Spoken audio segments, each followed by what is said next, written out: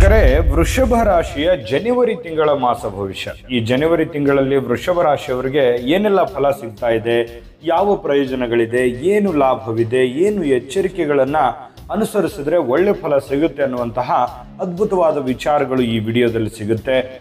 ನೀವು ನೋಡಲೇಬೇಕಾಗುತ್ತೆ, ಕೆಲವೊಂದು ಎಚ್ಚರಿಕೆಗಳನ್ನು ಅನುಸರಿಸಲೇಬೇಕಾಗುತ್ತೆ. ಅನುಸರಿಸಿದ್ರೆ ನಿಮಗೆ ಎಂಥ ಒಳ್ಳೆ ಫಲ ಸಿಗುತ್ತೆ ಅನ್ನೋದ್ರ ಬಗ್ಗೆನೂ ಕೂಡ ಮಾಹಿತಿಗಳು ಖಂಡಿತವಾಗ್ಲೂ ವಿಡಿಯೋದಲ್ಲಿ ಸಿಗುತ್ತೆ. ವಿಡಿಯೋದ ಕೊನೆಯಲ್ಲಿ ಪರಿಹಾರಗಳು ಸಿಗುತ್ತೆ.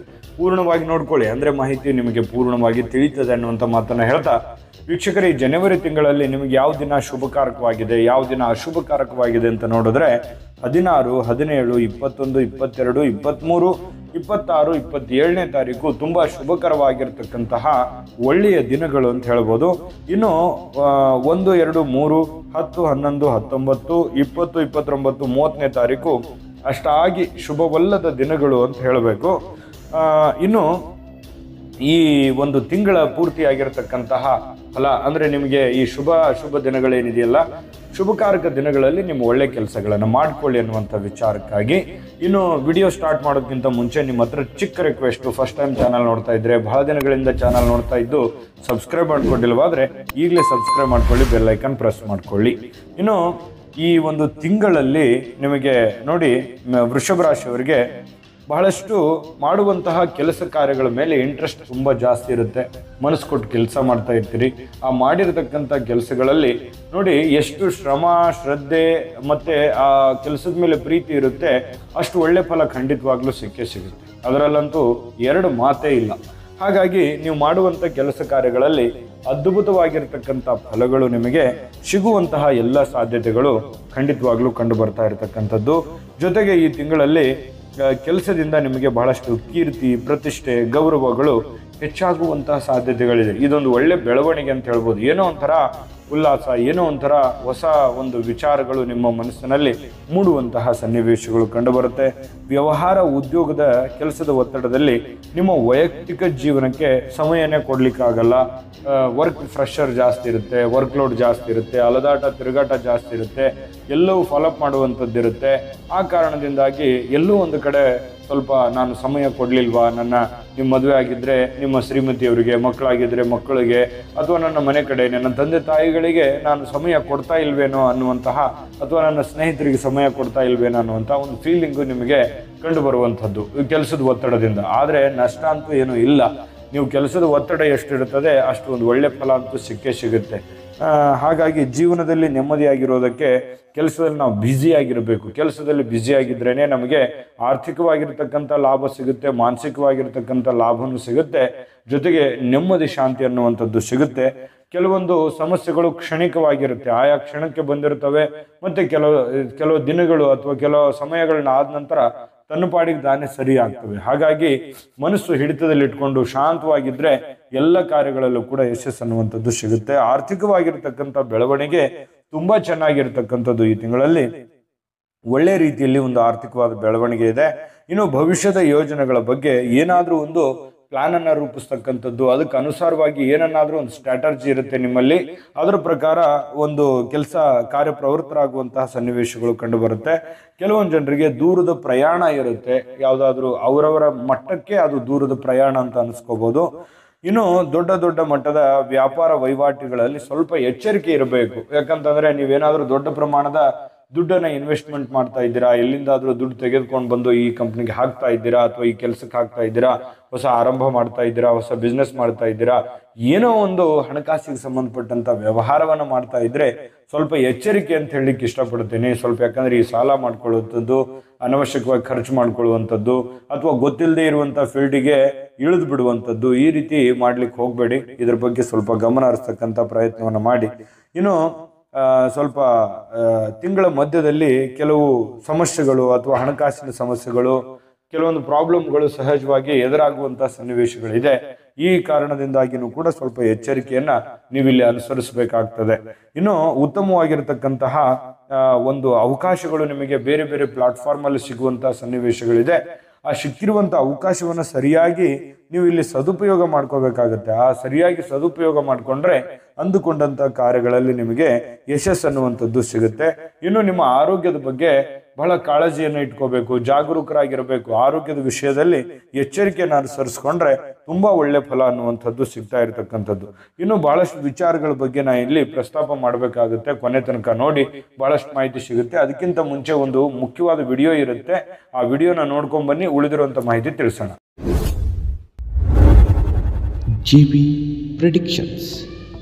ನಿಮಗೆ ನಿಮ್ಮ ಮುಂದಿನ ಭವಿಷ್ಯ ಹೇಗಿದೆ ಅಂತ ತಿಳಿದುಕೊಳ್ಳುವ ಕುತೂಹಲ ಇದೆಯಾ? ಹಾಗೂ ನಿಮ್ಮ ಮಕ್ಕಳ ಮುಂದಿನ ಭವಿಷ್ಯ ಹೇಗಿದೆ ಅನ್ನುವಂತಹ ಕುತೂಹಲ ಕೂಡ ಇದ್ದೇ ಇರುತ್ತೆ ಅಲ್ವಾ? ಹಾಗಾದರೆ ನಿಮಗೆ ನಿಮ್ಮ ಜಾತಕದ ಅವಶ್ಯಕತೆ ಇದೆ. ಹಾಗಿದ್ದರೆ ಇಲ್ಲಿದೆ ನಿಮಗೆ ಸುವರ್ಣಾವಕಾಶ. JB ಪ್ರೆಡಿಕ್ಷನ್ಸ್ ಅವರು ನೀಡುತ್ತಿರುವ ಜಾತಕಗಳನ್ನು ಈಗಲೇ ಆರ್ಡರ್ ಮಾಡಿ. ವಿದ್ಯಾಭ್ಯಾಸ, ಉದ್ಯೋಗ, ವಿವಾಹ, ಆರೋಗ್ಯ, ಸಂತಾನ, ವ್ಯಾಪಾರ ವ್ಯವಹಾರ, ಇನ್ನು ಜಾತಕದಲ್ಲಿನ ಅನೇಕ ಮಾಹಿತಿಗಳು ನೀವು ಮನೆಯಲ್ಲಿಯೇ ಕುಳಿತುಕೊಂಡು ಸರಳವಾಗಿ ತಿಳಿದುಕೊಳ್ಳಬಹುದು. ಹಾಗೂ ಕೆಲ ಸಮಸ್ಯೆಗಳಿಗೆ ಪರಿಹಾರಗಳು ಕೂಡ ತಿಳಿದುಕೊಳ್ಳಬಹುದು. ವಿಶೇಷವಾಗಿ ಈ ಜಾತಕದಲ್ಲಿ ಗೋಚಾರ ಫಲಗಳು, ನಕ್ಷತ್ರ ಫಲಗಳು, ಪಂಚಾಂಗ ಫಲಗಳು, ದಶಾಫಲಗಳು, ಪರಿಹಾರಗಳು ಕೂಡ ಹಾಗೂ ಜನ್ಮಕುಂಡಲಿಯ ಸಂಪೂರ್ಣ ವಿಶ್ಲೇಷಣೆ ಇದರಲ್ಲಿ ಮಾಡಲಾಗಿದೆ. ಈ ಜಾತಕಗಳು ಎಲ್ಲ ಭಾಷೆಗಳಲ್ಲಿಯೂ ದೊರೆಯುತ್ತವೆ. ನಿಮ್ಮ ಜಾತಕಗಳು ಪಡೆಯುವ 2 ವಿಧಾನಗಳು ಈ ರೀತಿ ಇದೆ. ಮೊದಲನೇ ವಿಧಾನ, ನಿಮ್ಮ ವಾಟ್ಸಪ್ ಸಂಖ್ಯೆಗೆ PDF ಫೈಲ್ನ ಮೂಲಕ ಕಳಿಸಲಾಗುತ್ತದೆ. ನೀವು ಇದನ್ನ ಮೊಬೈಲ್ನಲ್ಲಿಯೇ ಉಪಯೋಗಿಸಬಹುದು. ಇದನ್ನ ಪ್ರಿಂಟ್ ಕೂಡ ಹಾಕಿಸಿಕೊಳ್ಳಬಹುದು. ಇದರ ಬೆಲೆ 1100 ರೂಪಾಯಿ ಇರುವಂತಹ ಈ ಜಾತಕ ಕೇವಲ 499 ರೂಪಾಯಿಗೆ ಸಿಗ್ತಾ ಇದೆ. ಪ್ರತಿಯೊಂದು ಜಾತಕ 60 ರಿಂದ 80 ಪುಟಗಳು ಒಳಗೊಂಡಿರುತ್ತವೆ. ಆರ್ಡರ್ ಮಾಡುವ ವಿಧಾನ: 8197533688.